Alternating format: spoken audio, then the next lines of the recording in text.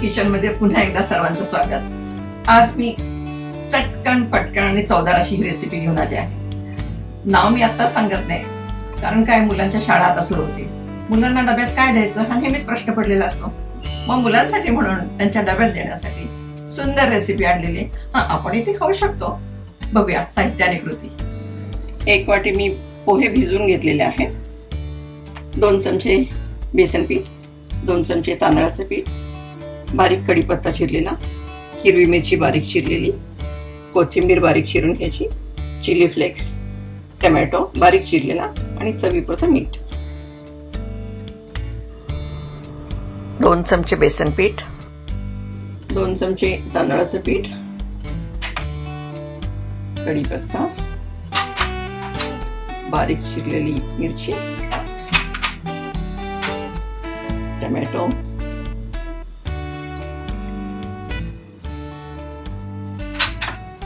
कोथिंबीर, chilli flakes तुम्हाला हवं असले तर टाका, नाही टाकलं तरी चालेल. मुलांसाठी करता म्हणजे कमी तिखट करा. मग चवीपुरतं मीठ.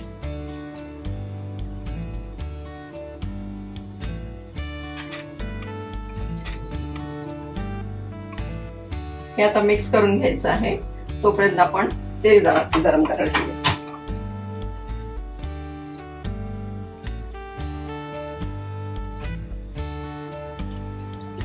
हे डीप फ्राय करायचं नाही, त्यामुळे आपल्याला थोडंच तेल लागणार आहे याच्यात.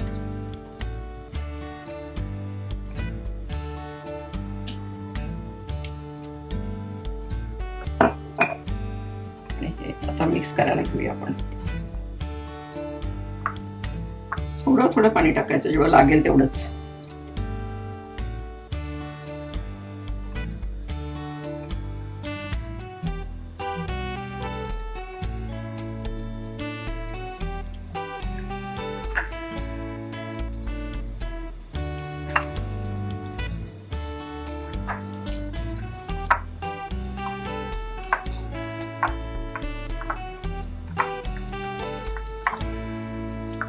छान मिक्स करायचं, म्हणजे सगळं मसाले मिरची सगळं एकमेकात मिक्स होतात छान.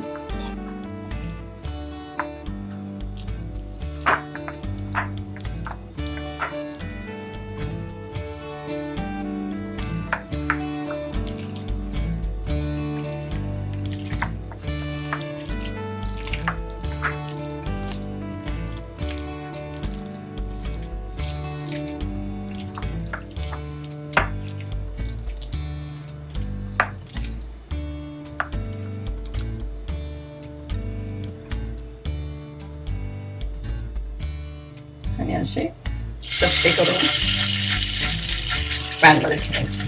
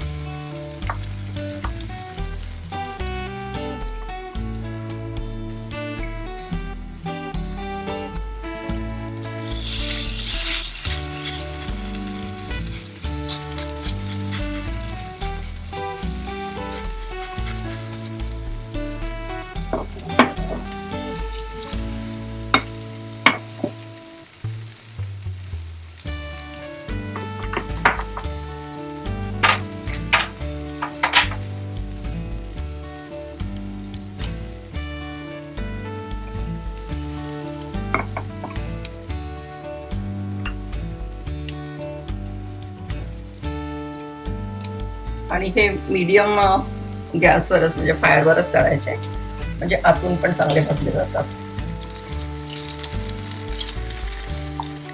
छान खरपूस भाजायचे आता.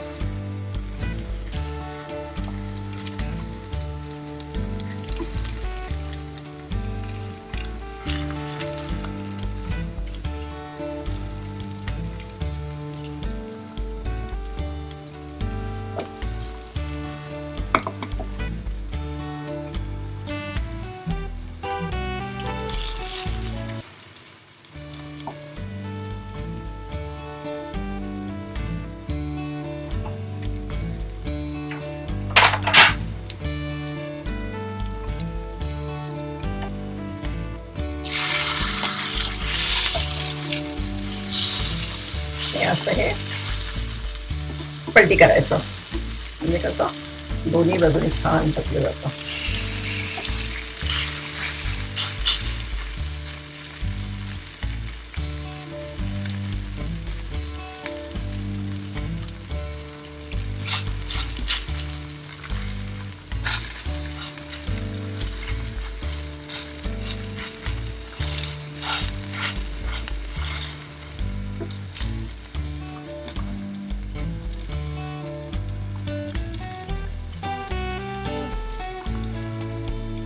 आपले खरपूस असे भाजून झालेले आहे, छान चटकन पटकन आणि चवदार.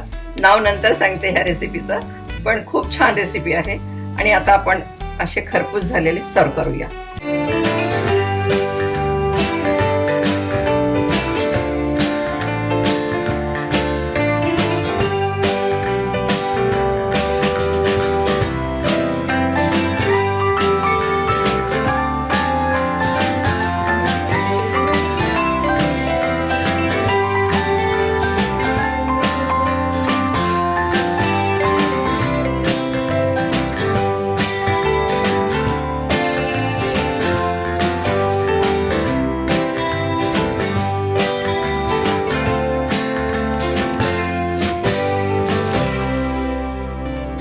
आपला चटकन पटकन आणि चवदार हा पदार्थ तयार झालेला आहे.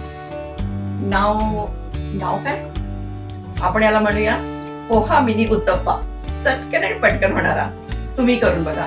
हो, पण त्यासाठी माझं मीनाज किचन हे युट्यूब चॅनल बघा, लाईक करा, शेअर करा, सबस्क्राईब करा आणि हो, बेल आयकॉन दाबायला विसरू नका.